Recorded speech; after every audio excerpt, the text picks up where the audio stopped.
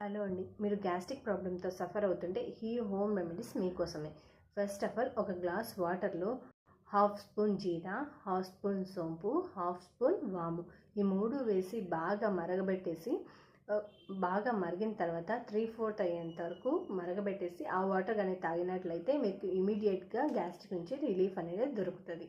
తర్వాత ఒకవేళ మీ దగ్గర సోంపు లేకపోతే వాము లేదు అనుకుంటే ఒక గ్లాస్ వాటర్లో ఒక స్పూన్ జీరా వేసి కొంచెం సాల్ట్ వేసి బాగా మరిగించిన తర్వాత ఆ వాటర్ కానీ తాగినట్టయితే గ్యాస్ట్రిక్ నుంచి మీకు ఇమ్మీడియట్ రిలీఫ్ అనేది దొరుకుతుంది.